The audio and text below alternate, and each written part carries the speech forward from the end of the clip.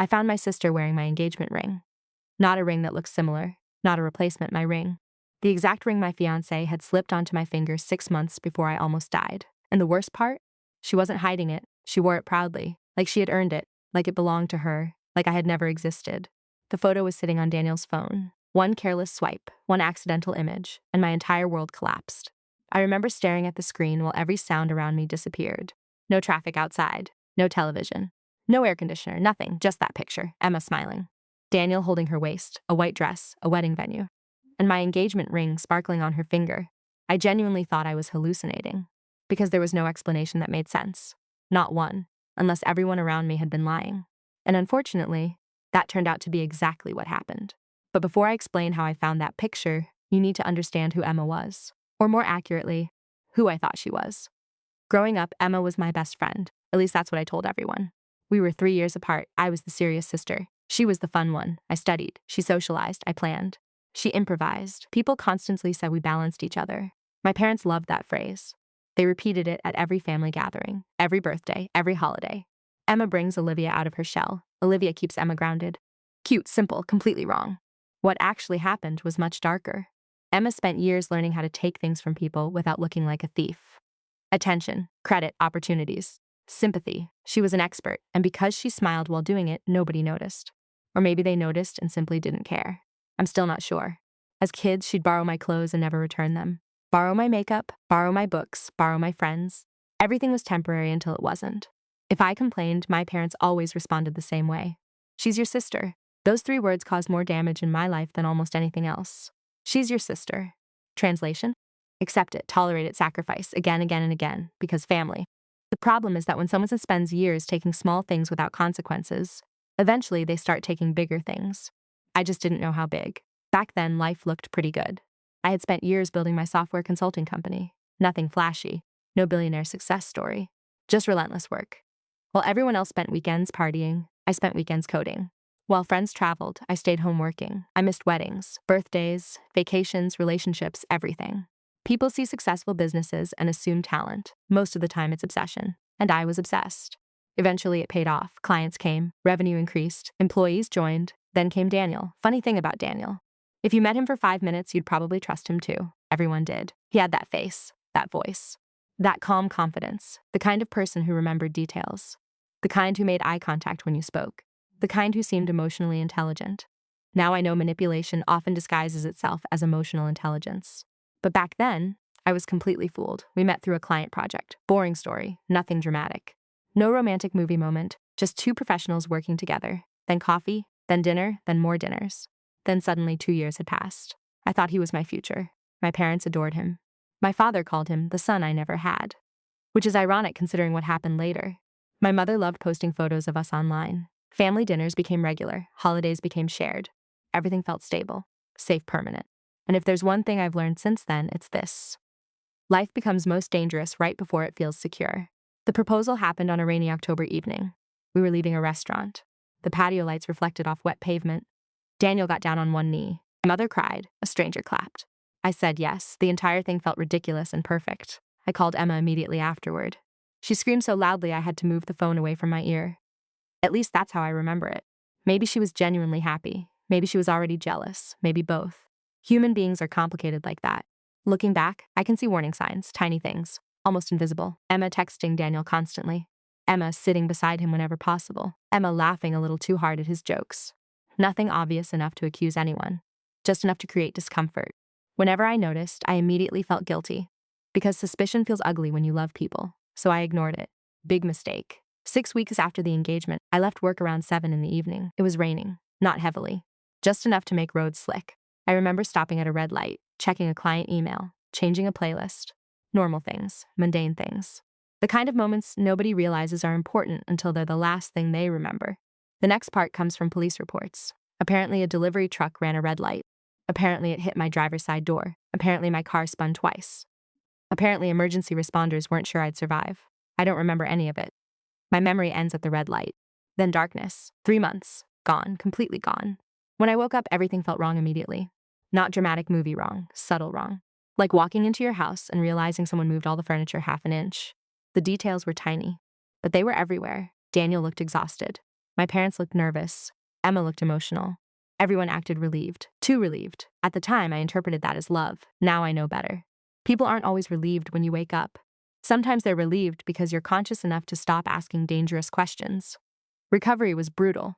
Physical therapy, headaches, memory issues, dizziness, months of frustration. Everyone kept telling me to focus on healing. Don't stress, don't work, don't worry, we'll handle everything. We'll handle everything. I heard that sentence constantly. At first it sounded supportive. Later it sounded threatening. Because whenever someone says they'll handle everything, you should probably ask exactly what they're handling. I couldn't return to work immediately, so Daniel stepped in temporarily. That made sense. He already knew parts of the business. Employees trusted him. Clients liked him. At least that's what everyone told me. Every time I asked about company finances, someone redirected the conversation. Every time I asked about operations, I got vague answers. I blamed my medication, my recovery, my paranoia. I kept making excuses for people. Then things started getting stranger. One afternoon, I asked Daniel where my engagement ring was. Simple question. His reaction lasted maybe half a second. But I saw it, panicked, tiny, fast, gone almost immediately, still there. I think it got lost during the accident. I remember feeling sad. Heartbroken, honestly. At the time, I believed him. Later, I would replay that moment hundreds of times, searching for clues, searching for lies, searching for proof that the man I loved never actually existed. And that's the thing nobody talks about after betrayal. You don't just lose people. You lose memories too. Every happy moment becomes suspicious. Every smile becomes evidence. Every kindness becomes a question mark. But I wasn't there yet. Not yet. At first, life slowly returned to normal. Or what I thought was normal. I moved back into my apartment, started working limited hours, started rebuilding. Then one night I noticed something weird. Daniel stepped outside to answer a phone call. Nothing unusual. Except when he came back inside, he looked nervous, and his phone immediately lit up. A message preview appeared on the lock screen. Just one line, one name, Emma, my sister. The message disappeared before I could read more. But I caught enough. Don't tell her, don't tell her. 3 words. 3 tiny words. And suddenly something cold settled into my stomach. At the time I told myself there was probably an innocent explanation. There always is. Until there isn't. That night I barely slept. I kept replaying everything, the strange behavior, the missing ring, the vague answers, the phone calls, the weird tension whenever Emma and Daniel were together. Then I remembered something else. Something small. A nurse mentioning visitors during my coma. Apparently Emma visited almost every day. More than my parents, more than Daniel. At the time I thought that sounded sweet now. It felt strange, very strange. Because Emma wasn't exactly known for selflessness. And for the first time, I started wondering whether my accident had changed more than just my health. I didn't know it yet, but the life I thought I was returning to had already been stolen, and the people responsible were sitting at my family dinner table, smiling directly at me. The first time I seriously considered that something was wrong, I immediately hated myself for it, because the people I was suspicious of weren't strangers. They weren't coworkers. They weren't random acquaintances. They were Daniel and Emma, the 2 people I trusted most. The 2 people who had supposedly helped me survive the worst period of my life. So naturally, my brain did what loyal brains do. It started making excuses. Maybe the text message meant nothing. Maybe Emma was helping plan something. Maybe I was projecting. Maybe trauma was making me paranoid. The human mind will perform Olympic-level gymnastics to avoid accepting betrayal, especially when betrayal comes from people you love. For the next few weeks, I tried ignoring the feeling. I focused on work, physical therapy, recovery, anything. But once suspicion enters your life, it becomes difficult to silence. Every interaction started feeling strange. Every smile looked slightly rehearsed. Every conversation felt incomplete, and then little things started stacking up, one by one, like bricks building a wall. One Friday afternoon, I stopped by my office unexpectedly. Not because I was investigating anything. I had forgotten my laptop charger, that's all. A completely ordinary reason. The receptionist looked surprised when I walked in. Not happy surprised, nervous surprised. That caught my attention immediately. Oh, Olivia. The pause bothered me. People don't pause before saying your name unless something's wrong. I smiled awkwardly. Hey, she forced a smile back. Didn't know you'd be here. Neither did I. And suddenly I had the weird feeling that maybe someone else should have. I grabbed my visitor badge and headed upstairs. The atmosphere felt different. Employees became strangely quiet when they saw me. Conversation stopped. People exchanged glances. Nothing dramatic. Just enough to notice. Just enough to make my stomach tighten. At first, I told myself I was imagining it. Then I reached my office. My office, or at least what used to be my office. The family photo on my desk was gone. The artwork I had picked was gone. My shelves looked different. The furniture had been rearranged. It wasn't huge, but it wasn't subtle either. Someone had redesigned my workspace, without asking, without telling me. And sitting behind my desk was Daniel. My desk, not his mine. He looked startled when I entered, for a split second. Then the smile appeared. That polished smile, that controlled smile, the one I would eventually learn to hate. Hey, hey, awkward silence. I looked around slowly. Did we renovate? His expression froze, only briefly. Then he laughed. Oh, another pause. They thought a different layout might help productivity. They. Who exactly was they? I didn't ask, not yet, because something else suddenly grabbed my attention. A framed photograph, sitting on a bookshelf behind him. A picture I'd never seen before. A company event, employees smiling. Daniel standing in the center. Emma standing beside him, his arm around her shoulder. Way too comfortable. Way too familiar. And then something happened that I still think about years later. One of my employees walked by the office, saw me, then immediately looked terrified, not surprised, terrified. Like someone had walked into a funeral. That expression haunted me all day. Because normal workplaces don't react that way when the founder visits. Something was happening. I just didn't know what. Yet, that night I called Emma. Nothing confrontational, nothing direct, just conversation. At least that's what I intended. The second she answered, something felt off. Her voice sounded tense, distracted, guarded. Everything okay? I asked. Of course, too fast, way too fast. We talked for 10 minutes. Normal topics. Family, work, recovery. And then I casually mentioned seeing the photo. Silence. Not long. Maybe 1 second. 2 at most, still noticeable. Oh, yeah, it was a company fundraiser. Another pause. Then she changed the subject immediately. And that's when I knew. Not what was happening. Just that something was. People who aren't hiding anything don't sprint away from harmless conversations. I barely slept that night. And things got worse the following week. Much worse, because that's when I found the financial documents. By accident. Again, the most devastating discoveries of my life happened completely by accident. I was reviewing quarterly reports. Boring stuff, spreadsheets, budgets, revenue forecasts. Then I noticed something strange, ownership percentages. At first I assumed it was a clerical error. Then I looked closer, and my blood ran cold. According to company records, I no longer controlled the majority of my own business. I stared at the screen, blinking repeatedly, convinced I was misunderstanding something. I wasn't. Several ownership transfers had occurred while I was hospitalized. Legal documents, signatures, approvals. Everything looked official. Everything looked legitimate. Except for one tiny problem. I never signed any of it. My hands started shaking. I checked dates again, and again. Every document originated during my coma. Every single one. I remember physically feeling sick. Actually sick, the room started spinning. My heart was pounding. Because there are only 2 explanations when legal documents exist that you never signed.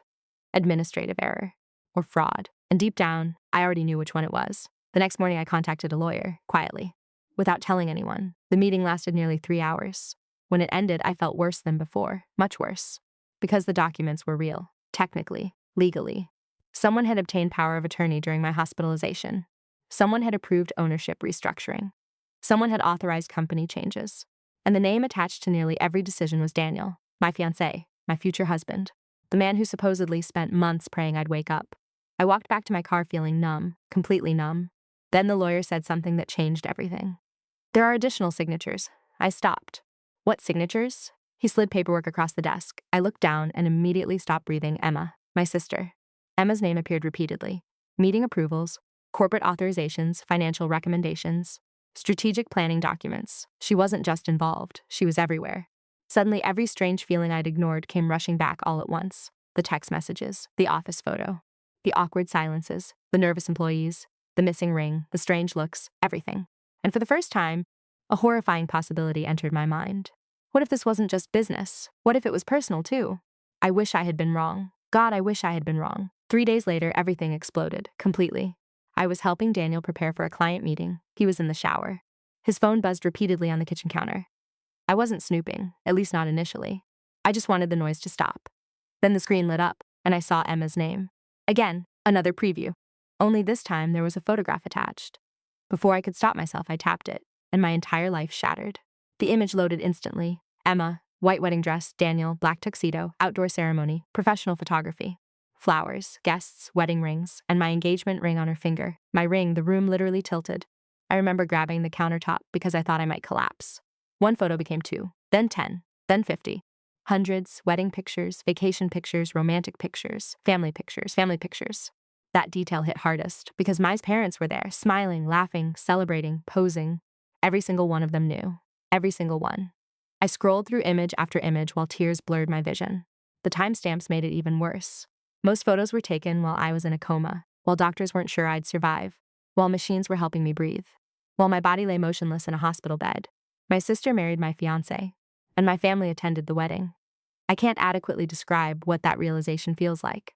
It's not anger initially, it's disbelief, pure disbelief. Your brain rejects reality. It searches desperately for alternative explanations. Maybe it's fake. Maybe it's staged. Maybe then more evidence appears, and more, until denial dies. The bathroom door opened. Daniel walked out. Still drying his hair, still smiling, still unaware his entire secret life had just detonated.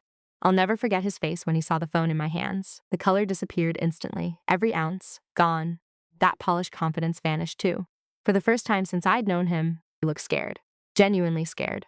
Neither of us spoke. Not immediately. We just stared at each other. The silence lasted maybe 10 seconds. Felt like 10 years. Finally, I held up the phone. Explain. One word. That's all I had. Because honestly, nothing else existed anymore. Daniel looked physically ill, like a man watching his own execution. And that's when I realized something terrifying. The photos weren't the worst part. There was something worse. Something so bad that even now, he was more afraid of that truth coming out than the wedding itself. I just didn't know what it was yet, but I was about to find out. And when I did, everything I'd lost would suddenly seem small compared to what they had actually stolen. My voice barely sounded human. It sounded hollow, like somebody else's voice coming out of my body. Daniel stared at me from across the kitchen. Water still dripped from his hair. His face had gone completely white. For a few seconds, neither of us moved. Neither of us spoke. The only sound was the refrigerator humming behind me. And weirdly enough, that's what I remember most. Not the betrayal, not the wedding photos, the refrigerator. Because when your world collapses, your brain latches onto stupid details. Anything to avoid reality. Finally, Daniel took a step forward. Olivia, no, I raised my hand. Don't. He stopped immediately. Good. For once, somebody listened when I said no. How long? His eyes dropped. That was answer enough. How long? I repeated. Still no response. Then I asked the question that mattered. Were you sleeping with my sister before the accident?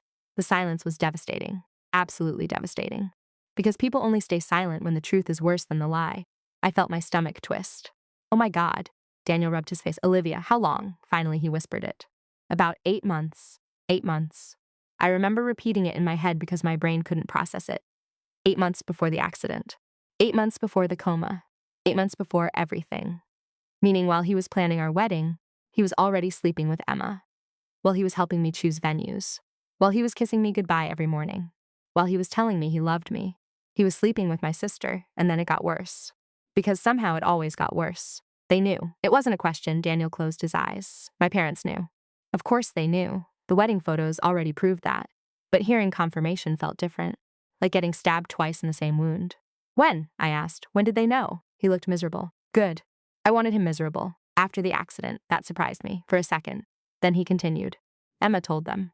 And suddenly everything clicked. The strange behavior, the nervousness, the awkward family dinners, the guilt, the secrecy. My parents found out while I was unconscious, and instead of protecting me, they protected Emma, just like they always did. Not because Emma was a golden child. Not exactly.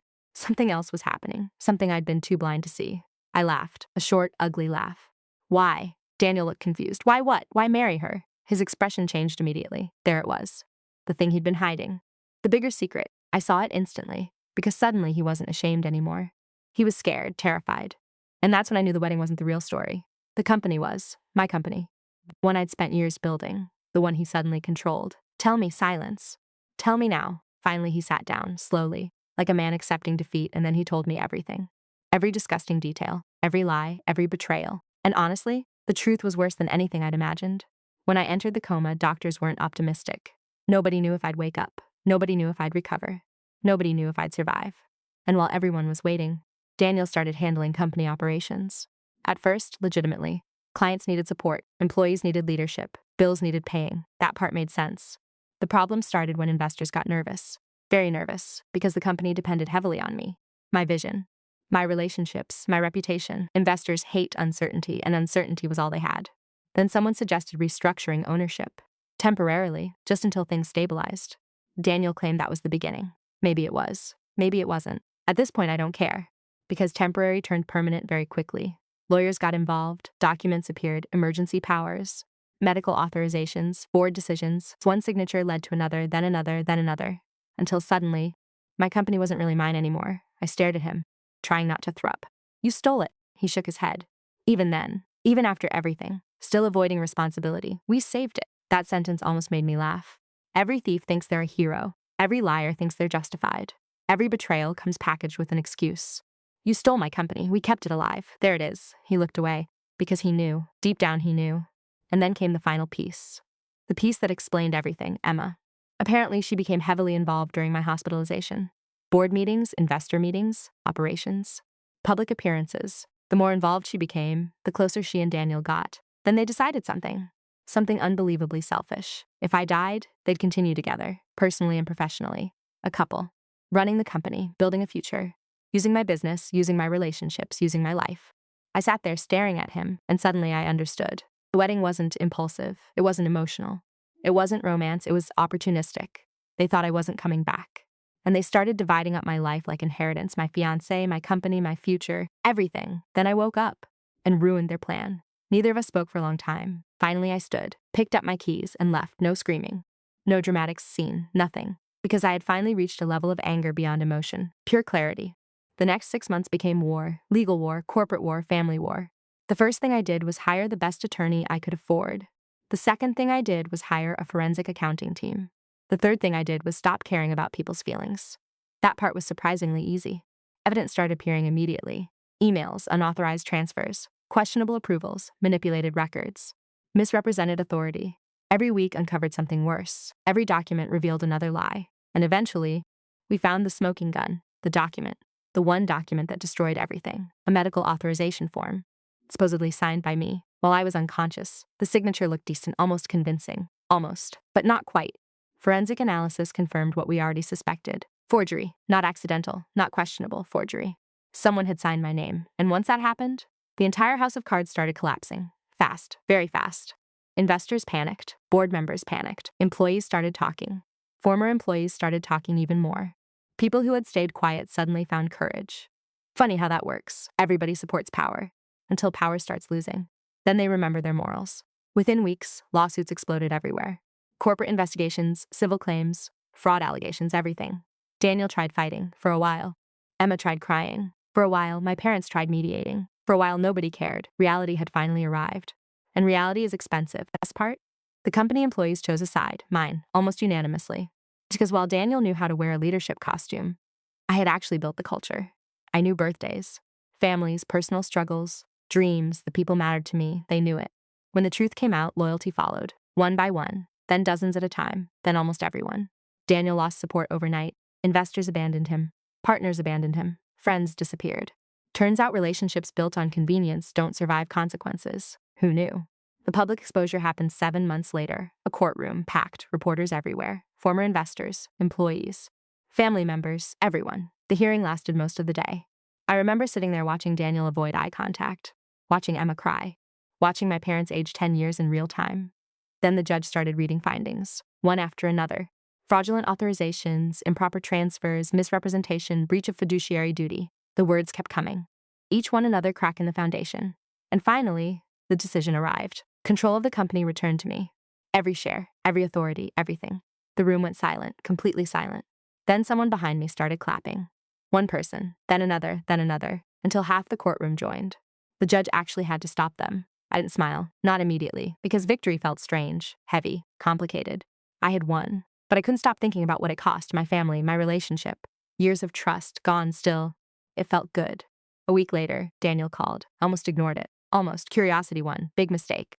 He spent 20 minutes blaming everyone except himself. Investors, lawyers, Emma, my parents, stress, bad decisions, bad timing. Everything except the person responsible. Classic Daniel. When he finally stopped talking, I asked one question. Did you ever love me? Silence. Long silence. And suddenly I knew the answer. Not because of what he said. Because of what he couldn't say. I hung up. Blocked the number. Never spoke to him again. Emma tried reaching out too. Letters, emails, messages, all ignored. Some bridges deserve fire. Parents were different. Harder. More complicated. Because despite everything, they were still my parents. And that's the cruel thing about family betrayal. The emotional attachment doesn't disappear just because logic says it should. For almost a year, we barely spoke. Then my father got sick. Nothing life-threatening. Just age, stress, consequences, all catching up. I visited once. One time, the house felt different. Smaller, quieter, defeated. Mom cried immediately. Of course she did. Dad looked older than I remembered. For a while, nobody spoke. Then my father said something I'd waited years to hear. Not because it fixed anything. Because it was honest. We failed you. Simple. Direct. No excuses. No conditions. No blame shifting, just truth. I almost cried, not because I forgave them. Because truth was so rare in that family, it felt shocking. Mom apologized too, really apologized. For choosing comfort over courage, for protecting Emma, for protecting appearances, for protecting everyone except me. Too late, but real, and sometimes real matters, not enough to rebuild everything. Just enough to stop carrying certain weights. 5 years later, my company became larger than it had ever been. Not because of revenge, not because of anger, because peace leaves room for growth. Emma moved across the country. Daniel disappeared into irrelevance. The company thrived. Life moved forward. And one evening, while sitting alone in my office after everyone had gone home, I found myself thinking about that wedding photo again. The one that destroyed everything. Funny thing is, I don't hate that photo anymore. Because without it, I'd still be living inside a lie. Still loving people who were stealing from me. Still defending people who would sacrifice me for their own comfort. That photo hurt. It nearly destroyed me. But it also set me free. And that's the part nobody understands about revenge. The best revenge isn't ruining someone's life. The best revenge is building a life so good that their betrayal becomes a chapter instead of the entire story. So that's what I did. I kept the company, I kept my future, I kept myself, and in the end, that turned out to be the one thing they couldn't steal.